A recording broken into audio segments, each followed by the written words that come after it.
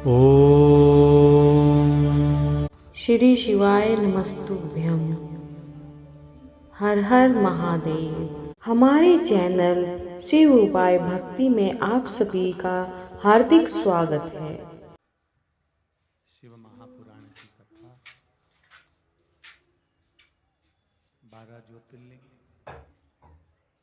शिव महापुराण की कथा पावन ग्राउंड में श्रवण करने का सौभाग्य प्राप्त हुआ है। से ये पावन शिव महापुराण की कथा को श्रवण कर अपने जीवन को हम सार्थक बना रहे हैं।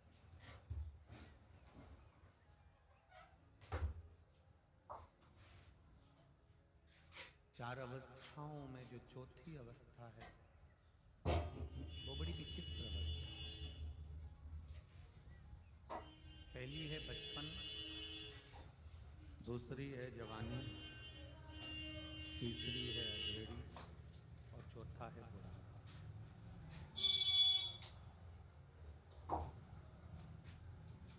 हम हमारे पुराणों को, हमारे शास्त्रों को, हमारे वेदों को अगर हम देखें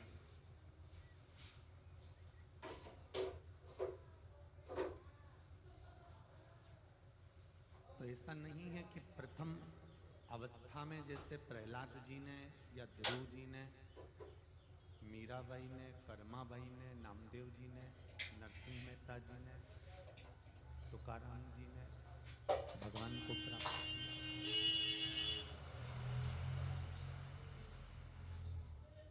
पर साथ में चतुर्थ अवस्था वालों को भी देखा जाए कि चौथी अवस्था में इन्होंने भी परमात्मा को प्राप्त किया।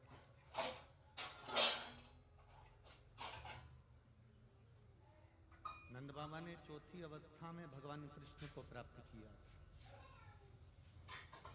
दशरथ जी ने चौथी अवस्था में मेरे राम जी को प्राप्त किया। सधर्म बाबा ने चौथी अवस्था में कपिल बाबा को प्राप्त किया। आंत्री बाबा ने चौथी अवस्था में भगवान को प्राप्त किया।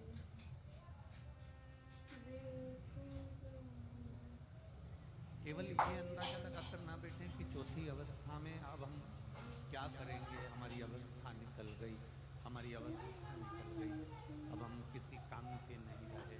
ऐसा नहीं है।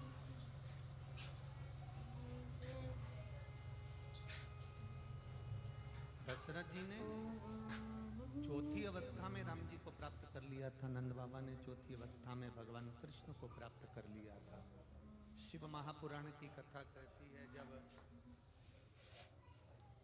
की अवस्था आती है, गवर्नमेंट भी जब रिटायर कर देती है,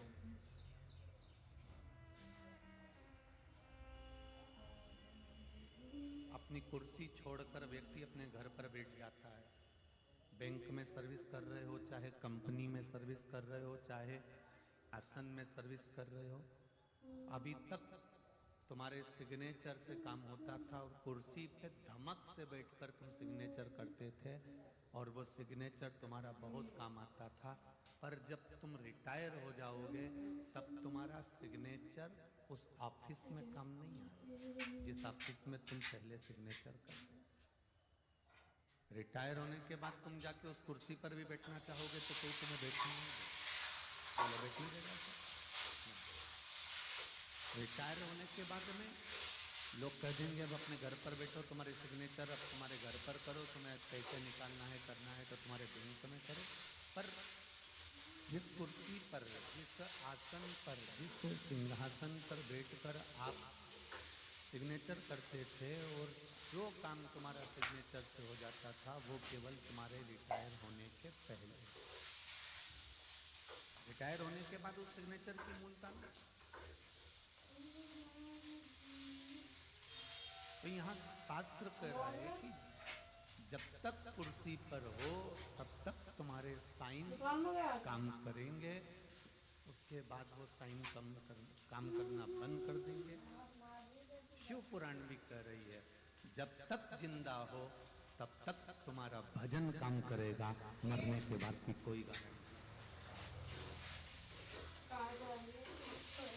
मरने के बाद तुमने अगर गुलाब जामुन खिलाई भी है, उसको मिली कि नहीं मिली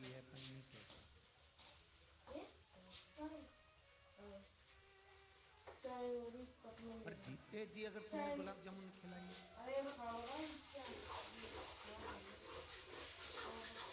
जीते जी अगर तुमने भगवान का भजन करा है, जीते जी अगर तुमने मंत्र जाप करा है, जीते जी पंचाक्षर मंत्र नमः शिवाय, षडाक्षर मंत्र ओम नमः शिवाय, द्वादश अक्षर मंत्र ओम नमो भगवते वासुदेवाय, 2 अक्षर का मंत्र राम, 2.5 अक्षर का मंत्र कृष्ण या श्री शिवाय नमस्तुभ्यम भी अगर तुम जपते हो तो ये तुम्हारे संग चलने वाला, ये तुम्हारे साथ चलने वाला। जब तक मृत्यु लोक पर हो, जब तक ये श्वासें चल रही है, तब तक भगवान का भजन करते थे। जब श्वास चलना बंद हो जाएगी तो उस भजन की कोई मूलता नहीं रहेगी। तुम्हारे सिर के पास में अगर कोई शव पड़ा हुआ है, कोई दादी पड़ी हुई है और उसके पास में बैठकर कोई गीता जी भी सुना रहा है तो उससे उसको कोई सुनाई नहीं देगा।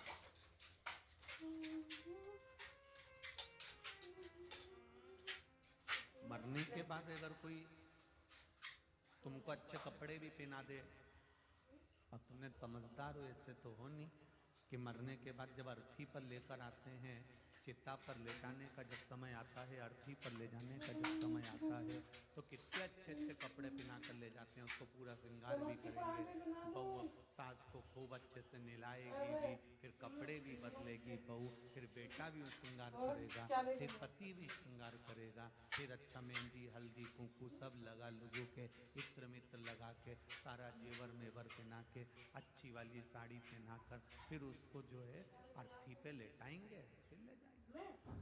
अब मरने के बाद बहू ने इतना अच्छा श्रृंगार करा, मरने के बाद बहू ने स्नान कराया, मरने के बाद बहू ने चोटी भी करी, मोहल्ले के लोगों ने कहा सास की चोटी कर बिचार, तेल लगा सास को, तो मरने के बाद सास को तेल लगाया ने, चोटी करी ने, फिर दही पेड़ा खिलाया ने, के बाद उनको फिर अच्छी साड़ी पहना कर विदा करी और सारे रिश्तेदार आए तो वो भी एक एक साड़ी लेके आए ने, समधी जी की साड़ी लगेगी ने, बियाई जी की साड़ी लगेगी ने, बियाई जी की साल लगेगी ने, समधी जी की साल लगेगी। ये बियाई जब जिंदा था समधी तब कहाँ चले गया था?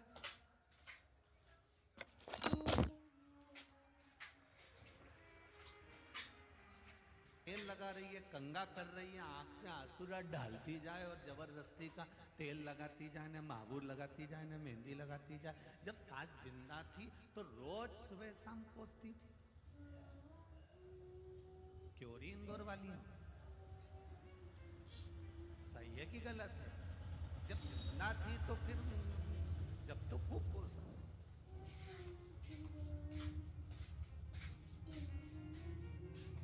आवारी दुनिया मतलब की दुनिया में किसी का कोई नहीं, संसार में कोई किसी का नहीं है। यहाँ तो केवल एक जैसे मंच जैसे रामलीला का बनता है और रामलीला के मंच पर जैसा पूरा नाटक होता है उसी तरह हमारे संपूर्ण जीवन में,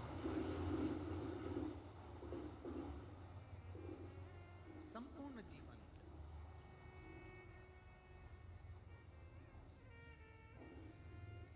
10-12 दिन सब रो लेते हैं, 12 दिन पूरे होते हैं, फिर सब और पूड़ी रायता नुक्ती सेव, कहीं कहीं पे गुलाब जामुन और कहीं कहीं खोपरा पार।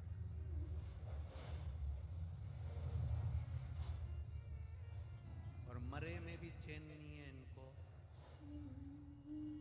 मरे में भोजन करने आए हैं उसके बाद भी कह रहे हैं तरी तरी दो, उसके बाद भी कह रहे हैं कि तरी तरी दो। अरे ओ भेरू, अरे जरा विचार तो कर, वो मर गया बेचारा, सारे घर में कम और तुम खा रहे। रायता में जरा नुक्ती तो आन दो जरा, और नमक लाओ, थोड़ा नमक कम है रायता में, जाओ।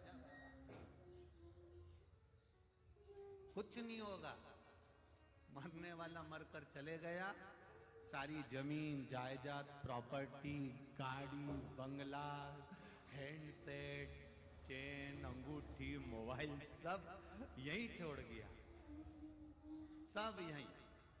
और जो मरने वाला था वो चले गया, उसको बापड़ा को कहीं नहीं, थोड़ी सी गाय का घी और शक्कर और कंडा जला के उसको दूध दे दी।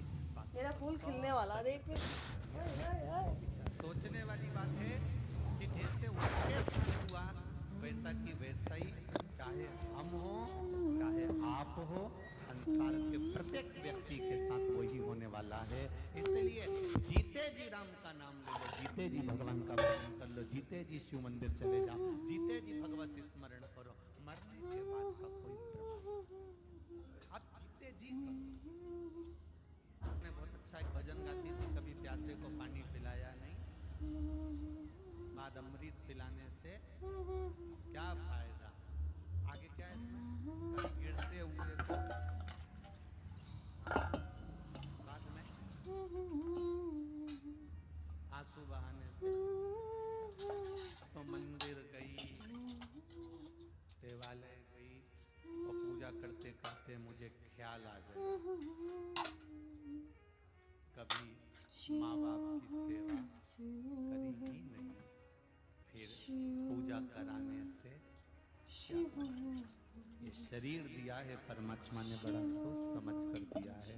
इस शरीर का सदुपयोग परमात्मा की भक्ति में होना चाहिए। जब उज्जैन में एक राजा बैठा है तो दूसरा राजा रात्रि भर, बोलो जम के, नहीं रुक सकता। तो तुम्हारे दिल में अगर महाकाल बैठा है तो दूसरा घुसता कैसे है, दूसरा कैसे प्रवेश कर जाएगा।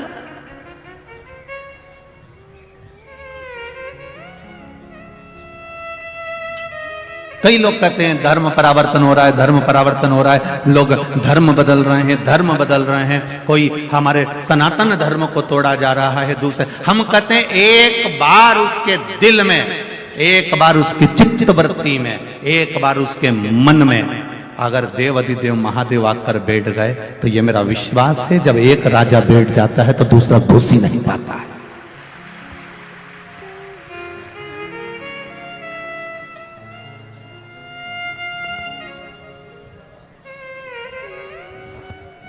एक अगर प्रवेश कर गया तो फिर दूसरा कहां।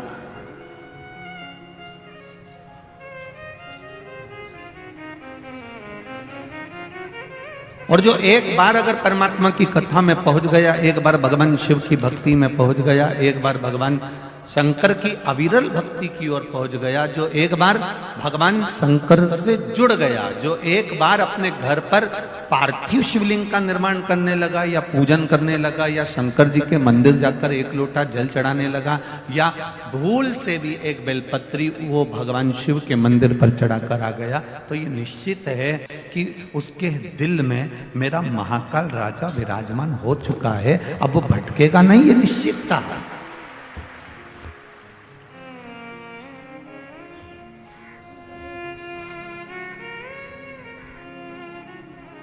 अविरल भक्ति जब आपके भीतर विराजमान हो गई तो फिर भटकना छूट गया। अपनी कीमत भी तो पहचानो कि हम कितने कीमती हैं।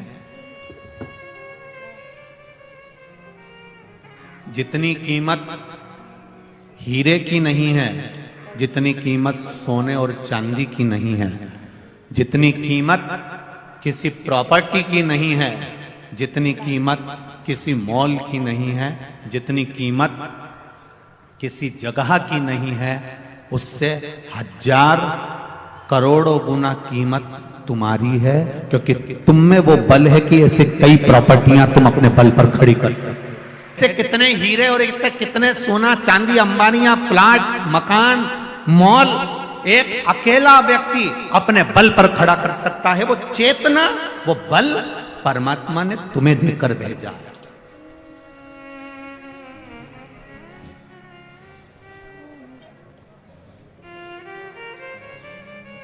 कई लोग रोते हैं आंखों में आंसू भर भर के, हम तो बहुत गरीब हैं गुरुजी, हम तो बहुत गरीब हैं। हम भी कह देते हैं जी काय की गरीब, अभी हॉस्पिटल चल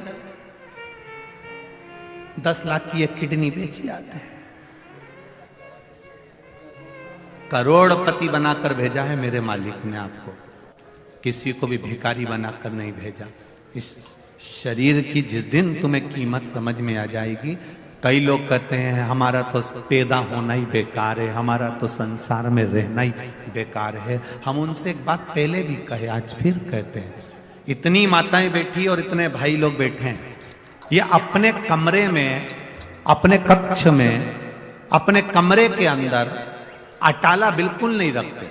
अटाला रखने के लिए इन्हें कमरा अलग से बनाकर रखा। पूछ लो तुम्हारी पड़ोसन से, कोनी मार के पूछ लो, कोई दिक्कत नहीं है। तुम सोचो कि श्योर वाला महाराज तो यूं झूठी झूठी बोल रही है, तो कोई बात नहीं, जी जी हरिओ कमला, कोई टेंशन नहीं, उसमें चिंता मिंता नहीं करना अपने को। अपन तो पूछ लो तुम पड़ोसन से, क्यों री भंगार का कमरा, अटाला रखने का कमरा, टान पर ऊपर इधर उधर अपन रखे कि नहीं रखे? अपना कमरा में कोई अपना अटाला का सामान रखे? ऐसा कोई नहीं है जो अपने कमरे में अटाला सामान रखेगा, बेकार सामान रखेगा, फालतू का सामान रखेगा। सबने अपने कमरे में, अपनी अलमारी में, तुम साड़ी भी वही रखते हो जो तुम्हारी काम की है, नहीं तो तुम बाकी की जो बेकार वो तो पेटी में पटक देते, कमरे में रखते ही नहीं। जब तुम तुम्हारे कमरे में अटाला सामान नहीं रखते, कबाड़ा सामान नहीं रखते, बेकार सामान नहीं रखते, तो मेरा महाकाल राजा अपनी पृथ्वी पर अटाला को क्यों रखेगा?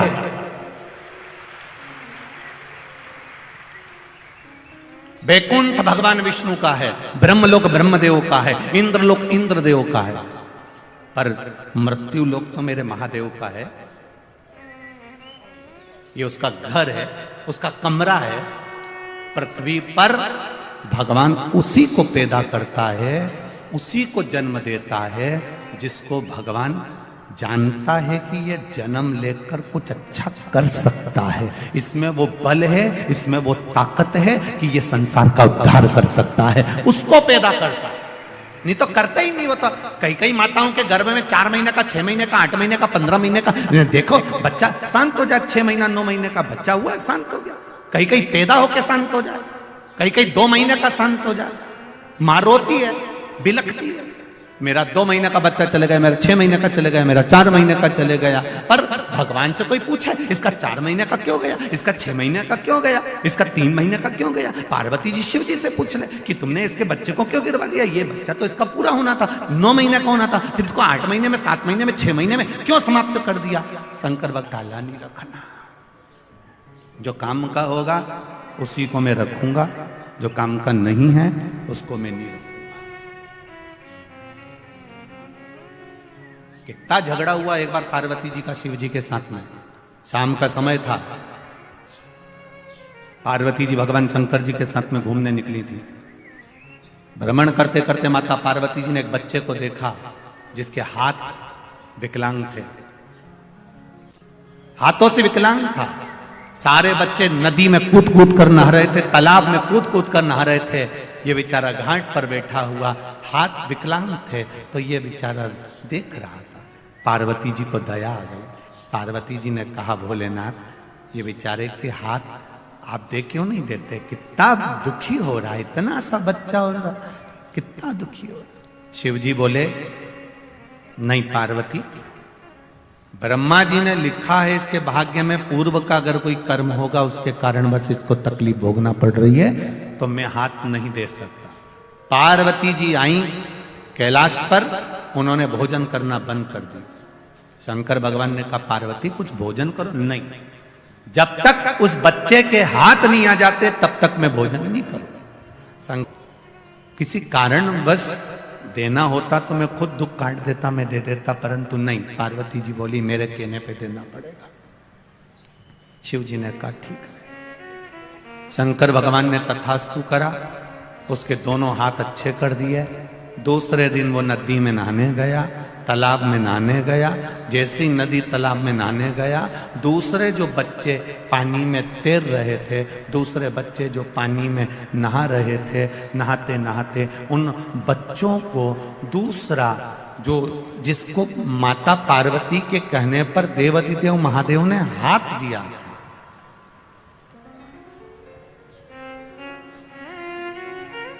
जिसको हाथ दिए थे माता पार्वती के कहने पर, वो बच्चा दूसरे बच्चे जो नहा रहे थे उनको पानी में डुबो डुबो कर मारने लगा। गांव में हाहाकार मची है, सब तरफ लोग आंसू बहा रहे हैं। पार्वती जी आज शिव जी के साथ में घूमने निकली तो पूछा, प्रभु ये क्या हो रहा है, ये पूरा गांव क्यों रो रहा है? कहा इनके बच्चे मर गए। इतने सारे घर में बच्चे मर गए, किसने मारा? इन बच्चों को कौन ने समाप्त करा? कहा जिसको तुम उसने इनको समाप्त कर दिया। पार्वती मैंने मना करा था कि ब्रह्मा जी की लेखनी को मत पलटवाओ, पर तुम नहीं मानी। मैंने सोचा था कि इसका पेट कैसे भराएगा। शिव जी कहते अगर हाथ नहीं भी काम करते तो पेट भरने की जवाबदारी मेरी होती, पर तुमने बदलवाया इसलिए सारे घर के दिए बुझ गए। ये समझना है हमें। और जिस दिन इसकी कीमत तुम्हें समझ में आ गई, जिस दिन इसकी कीमत तुम्हारे जीवन में समझ में आ गई, फिर आपको जीवन में कभी दुख नहीं होगा। तो परमात्मा की भक्ति में नहीं डूबा, केवल शरीर को सुंदर बनाया, अच्छा अच्छा कपड़ा पहना, खूब परफ्यूम लगाया, 2 घंटे तक धागे से सेट कराया। जिसने अपनी जिंदगी पूरी केवल ऐश और आराम में निकाल दी, कभी मुख से राम नहीं किया, कभी मुख से कृष्ण नहीं किया, कभी मुख से शिव नहीं किया, कभी अपने बुजुर्गों का सम्मान आदर नहीं करा, कभी घर के बड़ों के सत्कार में खड़े नहीं हुए, फिर इनकी जिंदगी वो चूहे जैसी होती है जो कभी भी निपटता है तो बड़ा भयंकर निपटता है, बड़ा भयंकर। भक्ति के बल पर चले भाव। महाराज दूषण ने कहा मुझे मरना नहीं है, आप मुझे वर दीजिए ब्रह्मदेव। ब्रह्मा जी ने कहा ऐसा नहीं हो सकता कि तुम मरोगे नहीं, मरना निश्चित है, ये निश्चितता है, तुम्हें मरना तो पड़ेगा, पर मुझे दूसरा वर दे दो। क्या वर चाहिए? महाराज अगर मैं मरूं तो मुझे मारने वाला भी ऐसा होना चाहिए जिसकी बहन ने हजारों वर्ष तक मेरे जैसा तप करा हो।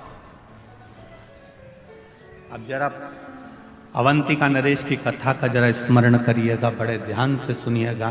और जितने लोग टीवी पर सुन रहे हैं, जितने लोग बाहर बैठकर सुन रहे हैं, मोबाइल पर सुन रहे हैं, थोड़ा ध्यान लगाकर सुनना। मुझे मारने वाला वो होना चाहिए जितना तप मैंने करा। अगर कोई पुरुष मुझे मारता है तो उसकी बहन में साथ इतना ही तप होना चाहिए जितना तप मैंने किया। और यदि मेरे प्राण छूटते हैं और मेरा रक्त भूमि पर गिरता है तो मैं रूप फिर बदल सकता। ब्रह्मा जी ने कहा तुम्हारा रक्त अगर पृथ्वी पर 1000 जगह गिरा तो तुम तो 1000 रूप रख लोगे, कुछ थोड़े से रूप तुमको दे सकता। तो दूषण नाम के राक्षस ने रत्नमाल पर्वत के ऊपर जो तप साधना में बैठा था वर मांगा, अगर मैंने मेरा रक्त 84 बूंद पृथ्वी पर गिरती है तो मैं 84 बार रूप रखकर लड़ सकता हूं। मुझे वर ने कहा तथास्तु, पर एक बार सुन लो, अगर 84 ही रूप उस बहन के भाई ने धारण कर लिए और उसने तेरा संहार एक साथ कर दिया तो फिर तेरा अंत निश्चित है। मैं मानता हूं कि मेरा अंत हो जाए। अब इतना वर सोच समझ कर मांगा गया, इतना वर मांगा है। दूषण नाम का राक्षस तो आनंदित हो गया, उसने अवंतिका नगरी में प्रवेश कर गया। उसका सबसे बड़ी, वो कहते हैं ना, उसकी सबसे प्रिय चीज क्या थी, उसकी हॉबी क्या थी, तो कहा उसकी प्रियता, सबसे प्रियता यह थी कि ब्राह्मण के बच्चों को पकड़कर उनका रक्त निचोड़कर पीता था और बच्चों को जमीन में छोड़ देता था।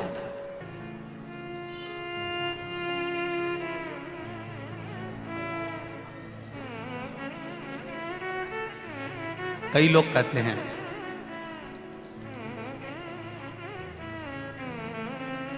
कि ब्राह्मणों ने जिंदगी भर केवल राज करा है, ठाट करा है। ऐसा नहीं है। पूरी पृथ्वी के जितने मंदिर हैं, देवालय हैं, जितने पूजा स्थल हैं, जितने सरोवर, जितने कुंड, जितनी नदियां, जितने तालाब, जितनी बावड़ियां हैं, इन जगह पर जाकर आप इतिहास पढ़ेंगे और सुनेंगे तो आपको मिलेगा सबसे प्रथम में बलिदान देने के लिए भी ब्राह्मण ही खड़ा होता था। निश्चितता ये भी कथाएं होती है ना, सत्यनारायण जी की कथा देख लीजिए तो आपको मालूम पड़ जाएगा एक गरीब ब्राह्मण था। एकादशी की कथा निकालिए उसमें आ जाएगा एक गरीब ब्राह्मण था। सारी कथाओं को निकाल कर देखिए उसमें लिखा मिलेगा आपको कि एक गरीब ब्राह्मण था। इस जगह पर किसी बढ़िया को नहीं बोला, इस जगह पर किसी अन्य व्यक्ति को नहीं बोला। क्यों? ब्राह्मण का नाम लेकर मार्ग इसलिए करा गया जिससे ब्राह्मण अपने भीतर शांति रखता है। अगर उसका नाम लिख भी दिया तो उसको कोई चिंता नहीं है, कम से कम हमारी नाम पढ़कर लोगों को मार्ग तो मिल जाएगा, लोग संभल तो जाएंगे, लोग सुधर तो जाएंगे। ठीक है उतना।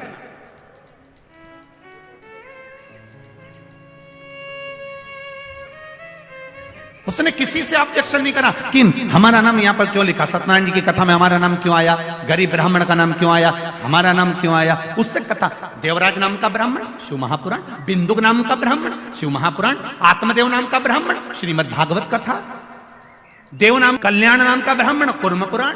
आप उठाओ एक एक पुराण में सबसे पहले कथा चालू होती है तो वहां पर उसके क्यों, क्योंकि उससे अगर कथा का प्रारंभ हो रहा है तो कोई को ये बुरा ना लगे। कहीं अगर किसी व्यक्ति का नाम लिख देते, किसी अन्य वर्ण का स्मरण कर देते तो उनको लगता कि हमारा नाम लिख दिया, तो उन्होंने कहा इसी का लिख दो, इससे मार्ग तो मिलेगा। कोई बात नहीं है, सहनशील है, शांति का प्रतीक है, इसके भीतर धीरजता रहेगी, कोई बात नहीं। तो यहां वर्णन किया।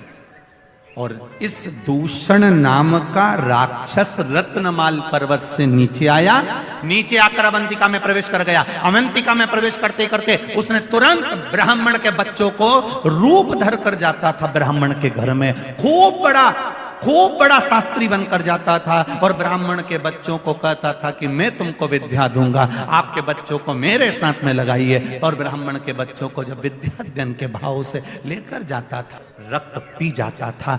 सारे ब्राह्मणों के घरों में रोज का हाहाकार मचा होता था, रोज रोते थे, रोज आंसू ढलते थे, प्रतिदिन शव निकलते थे, बिलखते लोग।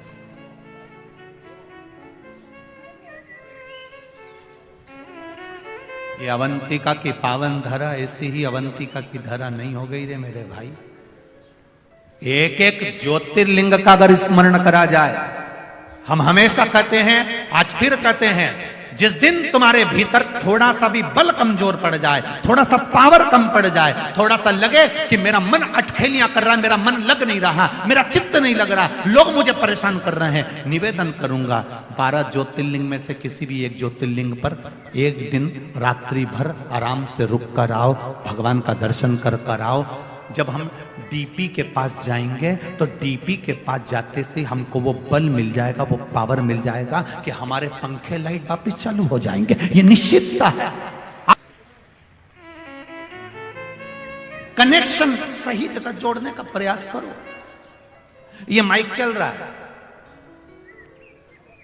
इसको लाइट मिली है, अब वो डोरी फैला दे लंबी चौड़ी और खूब लंबी डोरी फैला दे और वहाँ डीपी से या मीटर से नहीं जोड़े और डोरी तो यहाँ तक आ गई और ये बार बार खटका चालू करे बंद करे, खटका चालू करे बंद करे। क्यों रे, ये माइक क्यों चालू हो रहा, माइक क्यों नहीं चालू हो रहा? अब ये तो यहाँ देख रहा, पर इसको क्या मालूम कि वहां से किसी ने कनेक्शन निकाल दिया।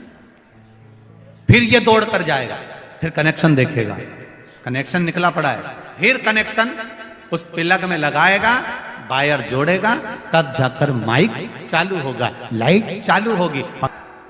कई लोग ऐसे हैं जो मंदिर तो जाते हैं, इनने डोरी तो फैला दी, ये पानी का लोटा लेके भी जाते हैं, ये डोरी फैली है। कई लोग मंदिर जाते हैं, कई लोग कथा में जाते हैं, कई लोग जाते हैं, ये जितने भी लोग कथा में आते हैं या जितने लोग भी मंदिर जाते हैं, समझ लेना इन्हें डोरी तो खूब लंबी फैलाई है।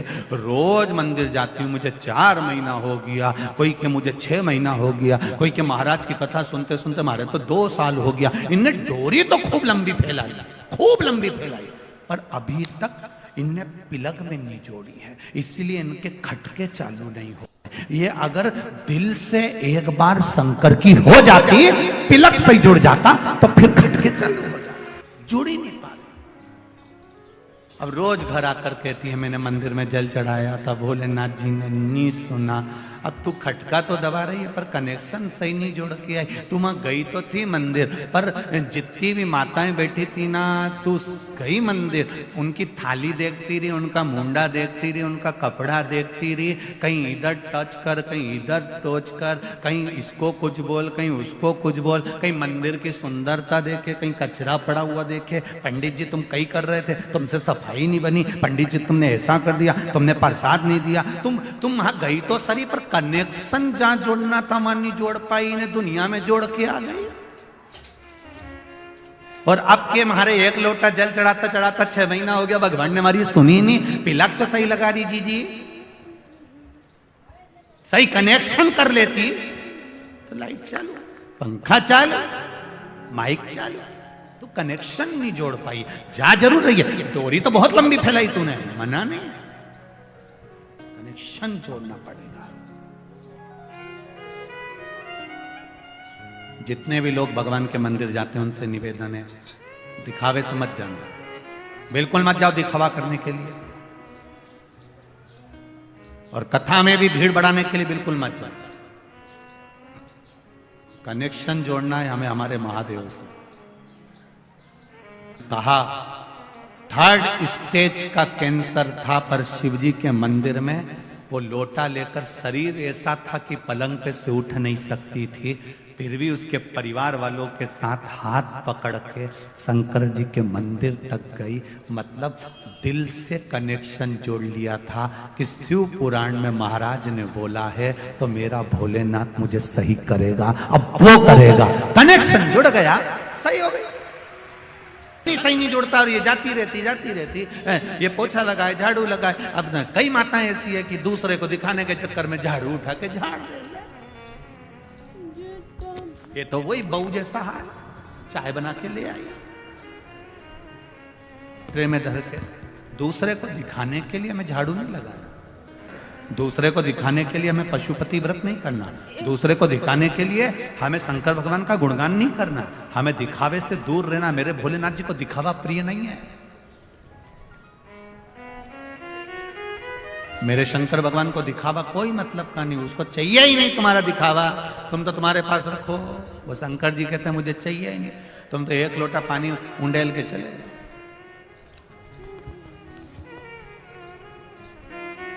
मेरे राम जी महाराज अपने मंदिर में बैठते हैं, दिन भर में 1 बार तैयार होते हैं। मेरे कन्हैया मंदिर में बैठते हैं, दिन भर में 1 बार तैयार होते हैं। मेरे भगवान विष्णु मंदिर में बैठते हैं, दिन भर में 1 बार तैयार होते हैं। दत्तात्रेय भगवान मंदिर में बैठते हैं, दिन भर में 1 बार तैयार होते हैं। देवी मैया मंदिर में बैठती है, दिन भर में 1 बार तैयार होती है। केवल 33 कोटि देवी देवता में केवल एक महादेव है जो जितनी बार जल चढ़ाने आता है उतनी बार तैयार कर कर जाता है, श्रृंगार कर। किस लिए? कहीं कहीं पंडित जी कह देते हैं मैंने अभी श्रृंगार करा है, पानी मत चढ़ा देना, पर कहीं कहीं की रहती है मैं तो चढ़ाऊंगी जा। यहां शिवपुराण पर रही है, सारे देवी देवता 1 बार तैयार होकर बैठ जाते हैं, मेरा महादेव दिन भर तैयार होता है, 24 घंटे तैयार होता है।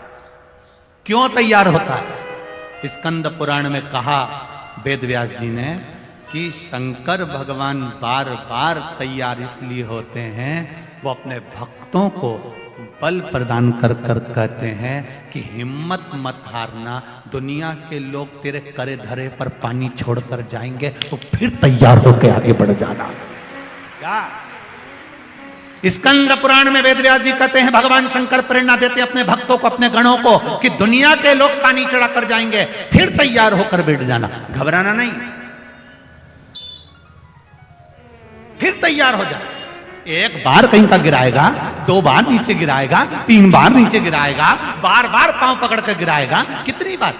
वो एक संत की कथा आती है, संत महाराज स्नान कर कर आ रहे थे, ऊपर बैठा हुआ व्यक्ति ने ईर्ष्या भाव से संत के ऊपर थूक दिया, पान खा के बैठा था, थूक दिया, संत वापिस चले गए, फिर नहाया, उसने फिर थूक दिया, वो फिर गए, फिर नहाए, खूब थूका, आखिरी में मुंडा में पान खत्म हो गया। अब बापड़ा थूक के बता, अब और थूकता रहा तो मुंडा में थूक ही खत्म हो गया। अब उसको पानी पीने की जरूरत पड़ रही, पानी भी नहीं, नीचे आ गया। संत के चरणों में आकर बोला, गुरुदेव मैंने आपके ऊपर इतना थूका, इतने अपशब्द कहे, इतनी गालियां दी, इतनी आड़ा टेढ़ा बोला, इतना थूका, गुरुदेव आपको बुरा नहीं लगा? गुरुजी ने उसके चरणों को प्रणाम करा। रोज गंगा की एक डुबकी लगाता था, बापड़े तेरे चक्कर में 100 लग गई। तेरे चक्कर में ये 100 डुबकी लगी, नहीं तो मैं कभी नहीं लगाता।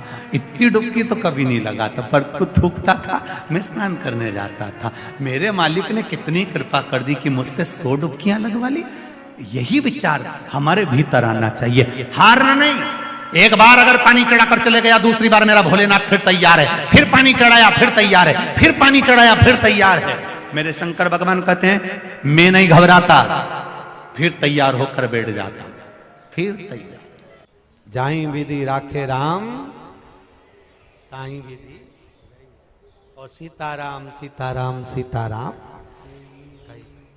चालू, बहू रहने लगी। 4 महीने बीते, बहू छज्जे में कपड़े सुखा रही थी, गैलरी में कपड़े सुखा। नीचे एक भिखारी आ गया, उसने आवाज लगाई, 3 जन्म से कुछ नहीं खाया है, भूखा हूं, भोजन दे दो। क्या बोला वो? कितने जन्म से? 3 जन्म से कुछ नहीं खाया है, भूखा हूं, भोजन दे दो।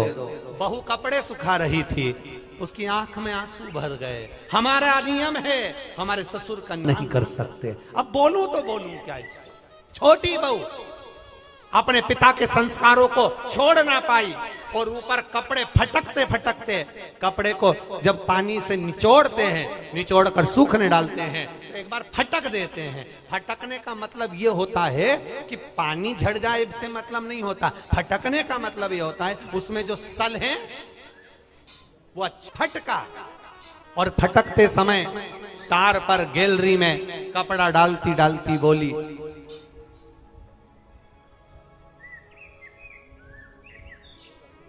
बासी खाना खा रहे हैं,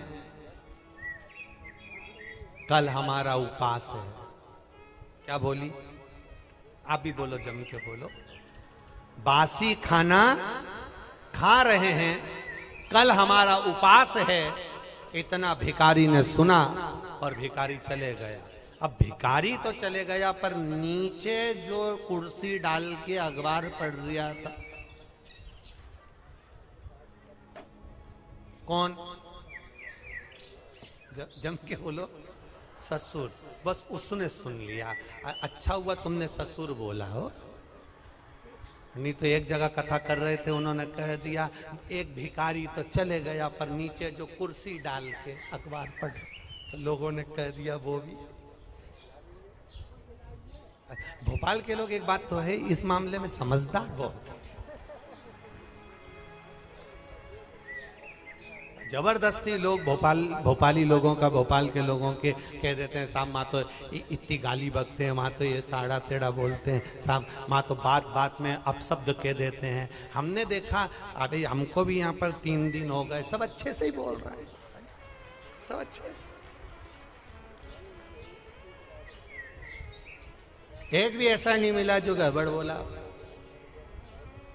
एक भी। वो तो दुनिया के लोग हैं, कहते रहेंगे, अपन तो अपना भजन करो। भिखारी चले गया, कुर्सी डालकर अखबार पढ़ रहा था। कौन? ससुर। और अखबार पढ़ते पढ़ते उसके कानों में शब्द गया कि बहू ने कहा बासी खाना खा रहे हैं, कल हमारा उपास है। भिखारी तो गया, ससुर को क्रोध आ गया, और ससुर को गुस्सा आया। बताओ, कल की आई बहू 4 महीने नहीं हुए, इसको कौन सा बासी खाना खाने को दे दिया, और कौन सा इससे उपास करवा दिया? इतना अच्छा खाना मिल रहा है, रोज ताजा खाना खा रही है, अच्छे से रह रही है, इसका पति कमा रहा है, और हम उपास करा रहे हैं। ससुर को क्रोध आया, उसने दोनों बहुओं को बुलाया। बड़ी बहुओं को बुलाकर कहा, अब इस बहू को मैं अपने घर में नहीं रख सकता, क्योंकि इसने मेरी बदनामी कर दी एक भिखारी के सामने। मेरी बदनामी कर दी है भिखारी के सामने।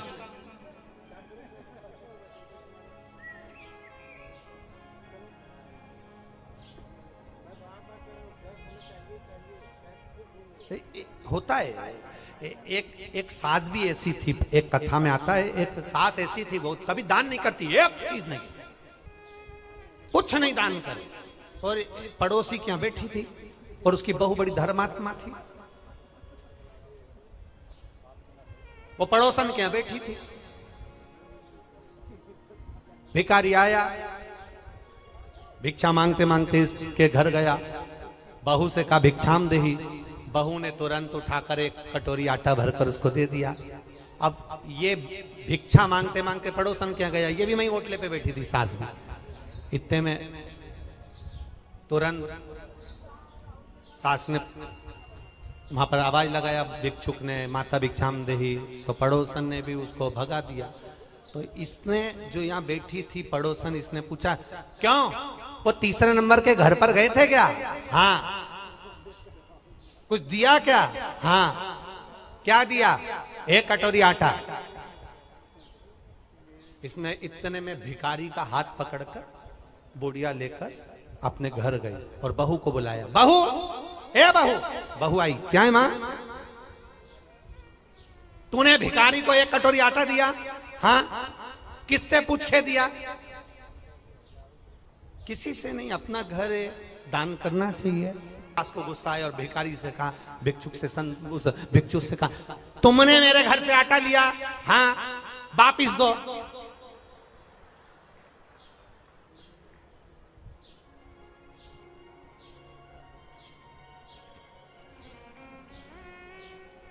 भिखारी ने कटोरा भर के आटा निकाला, दे दिया। जाओ, इस घर में मेरी चलती है, मैं बोलूंगी तो बहू आटा देगी और मैं बोलूंगी तो नहीं देगी। जाओ, मैं जब तुमसे बोलूंगी तुम आओ, तुम आना। अब भिखारी ने फिर बोला माता भिक्षाम देही। सास ने कहा कटोरी भर के आटा दो। बाहर खड़े भिखारी ने सास से पूछा तुम ऐसा क्यों करी? सास ने कहा आज से ही नई नवेली बहू की घर में चलने लगेगी तो मेरी कभी नहीं चलेगी, इसलिए मेरी चलना चाहिए, इसलिए मैंने मेरी चलना चाहिए। अब ससुर जी बैठे थे, ससुर ने बहुओं को बुलाया, इसने तुम्हारी इज्जत खराब कर दी। ये कह रही है कि बासी खाना खा रहे हैं और कल हमारा उपास है। बताओ कौन सा बासी खाना खिलाया इसको? कल की आई हमें बदनाम कर रही है। अब तुरंत ससुर ने पत्र लिखा और संधि जी को भेजा, कर चले जाओ, क्योंकि ये हमें बदनाम कर रही है, ऐसी लड़की हमें नहीं रखना, हम इसको ताजा खाना खिलाते हैं, ये बासी खाना खाने की बात करती है। एक भिखारी को इसने ऐसा ऐसा बोला है। और समधी के पास पत्र गया, समधी की आंख में आंसू भर गए, मेरी बेटी को 4 महीने हुए हैं शादी को, कैसे लेकर आ जाऊं? और मेरी बेटी ऐसी है ही नहीं, मैंने उसको संस्कार दिए हैं, वो कभी गलत कर ही नहीं सकती, ये मेरा विश्वास कहता है, ये मेरा भरोसा करता है। मैं कैसे कह दूं कि मेरी बेटी ने कुछ गलत कहा होगा, कि मैं भूखी मर रही हूं या मेरे उपास कर रही हूं या हम बासी खा रहे हैं? ये मेरी बेटी बोल नहीं सकती, भले बासा खा लेगी पर बोल नहीं सकती। आखिर हुआ क्या है? ससुर ने, समधी ने पंचायत बिठाई और पंचायत में बैठे हुए लोगों से कहा क्या मेरी बेटी ऐसी है? नहीं, तुम्हारी बेटी तो संस्कारवान है, ऐसा बोल ही नहीं सकती, बुलाओ। और बुलाया सेठ जी को, बोलो सेठ जी क्या बात है? सेठ जी ने कहा ये खड़ी लड़की, ये खड़ी मेरी छोटी बहू, इसने भिखारी से कहा हम बासी खाना खा रहे हैं और कल हमारा उपास है। पूछो नहीं बोला क्या इसने? रोज ताजा खाती है, चाय बनाकर पीती है, दूध पीती है, गरम गरम भोजन करती है, फिर इसने कैसे कह दिया कि बासी खाना खा रहे हैं और कल हमारा उपास है? इतने में पंचायत ने बेटी से पूछा, बेटी बता कि बासी खाना खा रहे हैं, कल हमारा उपास है, तूने भिखारी से ऐसा क्यों कह दिया? बेटी कहती है मेरे पापा कहते थे ये जो मकान दिख रहा है, जो ये दुकान दिख रही है, जो ये गाड़ी दिख रही है, ये हमने पूर्व में करा होगा, बासी है, पुराना करा था तो आज मिल गया और अगर आज नहीं के मरना पड़ेगा, इसलिए उपास करना पड़ेगा। ये बासी है 50 लाख की गाड़ी में घूम रहे हो, समझ लेना पूर्व का हमारा पुण्य है। अच्छा भोजन कर रहे हो, समझ लेना पूर्व का हमारा पुण्य है। खूब धन है तुम्हारे पास में, समझ लेना पूर्व का हमारा पुण्य है। आज अपना राशि ठाठ है, ये पूर्व का पुण्य है। हमने पूर्व में कुछ अच्छा करा होगा। बासी खाना खा रहे हैं, पूर्व का करा था, आज हमें सुख मिल रहा है। और अगर आज हम दोनों हाथों से नहीं करेंगे तो कल 3 बत्ती चौराहे पर कटोरा लेकर भीख मांगते हुए भूखे मिलेंगे। पूर्व का कर्म है हम।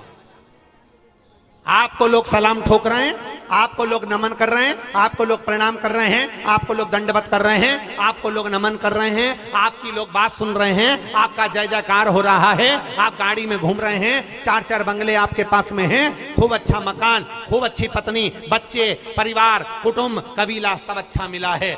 समझ लेना उस परमात्मा की कृपा है। दोनों हाथों से पुराने समय में करा था, इसलिए आज मिल गया। आज दोनों हाथों से करते हुए चलना, तो अगला जन्म जब मिले तो भगवान फिर टूटमान होकर देता चले। इसलिए दोनों हाथों से ले। आज बासी खाना बोलो बोलो जम के खा रहे हैं। पति अच्छा मिला है, समझ लेना। अच्छा परिवार मिला है, समझ लेना। अच्छा घर मिला है, समझ लेना। सुनने को कथा मिल रही है, समझ लेना पूर्व में कुछ अच्छा करा होगा, आज मिल रहा है। पूर्व में अच्छा करा, आज मिल।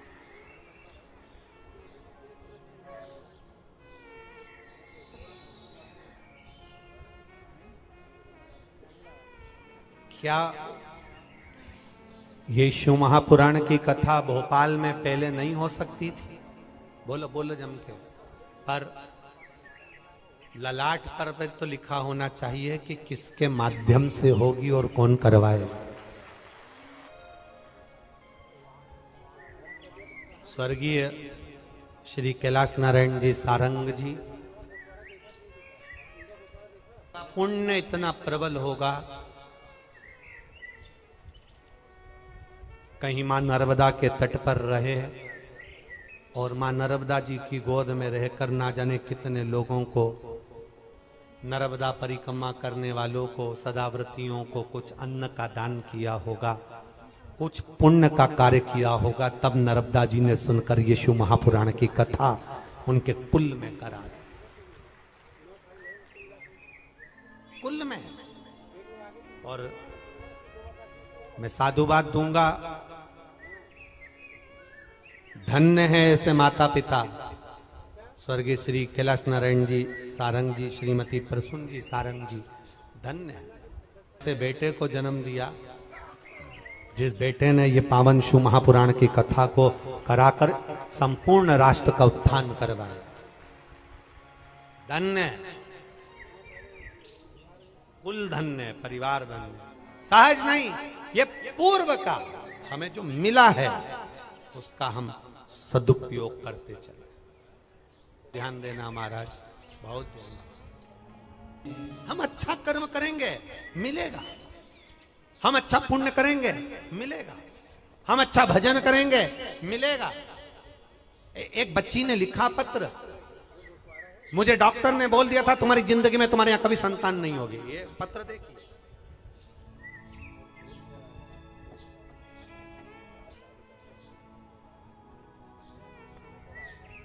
मेरा नाम मनीषा चोटेले है। मैं एकतापुरी कॉलोनी अशोका गार्डन में रहती हूं। कहीं बैठी हो तो हाथ हिलाइए। कहीं पर बैठी हो तो हाथ हिला सकती हैं। मेरा नाम मनीषा चोटेले है। मैं एकतापुरी कॉलोनी अशोका गार्डन में रहती हूं। कहीं बैठी हो तो हाथ हिला सकती हैं, करना बंद कर देंगे। अशोका गार्डन में रहती हूँ। मैं बाबा की कृपा का क्या बखान करूं महादेव, पर मेरा पूरा भरोसा हो गया गुरुदेव, बड़ी कृपा। मेरी बहन करिश्मा की शादी को 5 साल हो गए थे, संतान का सुख नहीं। जितने डॉक्टरों को दिखाया सभी डॉक्टरों ने बताया कि आपको संतान का सुख नहीं हो सकता, क्योंकि प्रॉब्लम है जिसके कारण वह संतान का सुख नहीं होगा। सारे ट्रीटमेंट करवाए, संतान का सुख नहीं हुआ। टेस्ट बेबी करवाया, संतान का सुख नहीं हुआ। जब टेस्ट बेबी करवाने के बाद भी संतान का सुख नहीं हुआ, तब आखिरी में हार कर बैठ गए। तुम्हारा बहुत काम आता है। हमारे किसी परिचित ने कहा, एक छोटी सी क्लिपिंग व्हाट्सएप पर भेजी जिसमें शिव महापुराण की कथा आपकी आई, वो देखना चालू करी। हमने हमारी बहन को भेजा, बहन ने पशुपति व्रत निकाला, सफेद आंकड़े की जड़ का प्रयोग करा, शंकर जी को लोटा भर जल चढ़ाकर पीना चालू करा और बाबा की कृपा से उसका गर्भ ठहर गया। 17 जनवरी 2023 को मेरी बहन के यहाँ संतान की प्राप्ति हो गई, जिसका मैं फोटो लगा रही हूं। यह शिव तत्व है, यो घड़ी है, उसकी कृपा, उसकी दया, उसकी उदारता कम नहीं होती।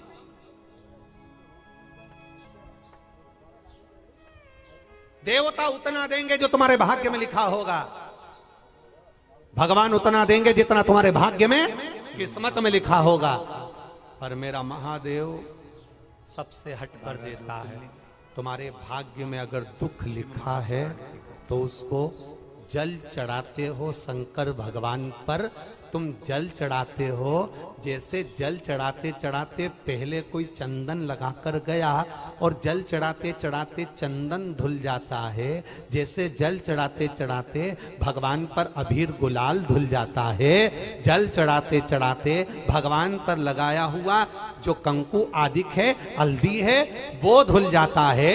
जैसे जैसे रोज रोज शंकर भगवान पर जल चढ़ाते जाते हो, प्रतिदिन एक लोटा जल चढ़ाते जाते हो, वैसे वैसे हमारी किस्मत में लिखा हुआ दुख भी मिट जाता है। सदुपयोग परमात्मा की भक्ति में, हमारे भाग्य में लिखा हुआ दुख कट जाता है। जल चढ़ाओ महादेव को, दुख कटे अपना। जल चढ़ाओ शिव को, दुख अकाल बैठा है तो स्थान पर बैठकर भगवान शिव से अपने मन की बात, अपने हृदय की बात दिल से बाबा से भाव के साथ कही, भाव के साथ। शिव महापुराण की कथा नहीं है, बाबा से अपने दिल की बात कहने का स्थान, स्थान जहां हम बाबा से अपने मन की बात कह सकते। आपको जहां जगह मिल जाया करे, जब हम बाबा से प्रार्थना करें ना भजन के बाद में, तो जहां जगह मिले वहां 5 मिनट बैठकर बाबा से दिल से जो कहोगे बाबा वो सुनेगा। आप दिल से कहो, बस उसको पुकार। इतनी दूर दूर से आप लोग आते हो, कोई 100 किलोमीटर, 150 किलोमीटर, 500 किलोमीटर, 700, 800, हजार किलोमीटर दूर से, कोई 50-100 यहाँ आए हो, कोई भोपाल से भी आए हो, कोई यहाँ पास से भी आए हो। इतनी धूप में चलकर आए हो तो बाबा से कहकर जाना, बाबा आपकी कथा सुनी है और हमने सुना है तू देता है, छप्पर फाड़ कर देता है, ऐसी कृपा करना, हमारी भी झोली भरना। दिल से बाबा से भाव के साथ में कर। श्री शिवाय नमस्तुभ्यं, श्री शिवाय नमस्तुभ्यं। शिव जी से भाव के साथ कहा हुआ वो सुनता। पार्वती जी शिव जी से कहती हैं। एक बार देवादिदेव महादेव आनंद के साथ में विराजमान थे। पार्वती जी उनके नजदीक में आकर बैठ गई और मां पार्वती जब नजदीक में आकर बैठी तो पार्वती जी ने भगवान शंकर से कहा कि तारकासुर के संहार के लिए षडानंद कार्तिकेय का प्रागट्य हुआ है और तारकासुर मरेगा। पर तारकासुर तो आपका भजन करने वाला है।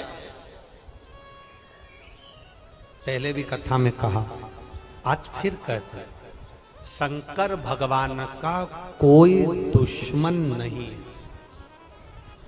33 कोटि देवी देवता में केवल एक देवादिदेव महादेव ऐसे हैं जिनका कोई दुश्मन नहीं। राक्षस भी उनका भजन करते हैं, असुर भी उनका भजन करते हैं, देवता भी उनका भजन करते हैं, गंधर्व भी उनका भजन करते हैं, अप्सराएं भी उनका भजन करती है, किन्नर भी उनका भजन करते हैं, पशु भी उनका भजन करते हैं, पक्षी भी उनका भजन करते हैं।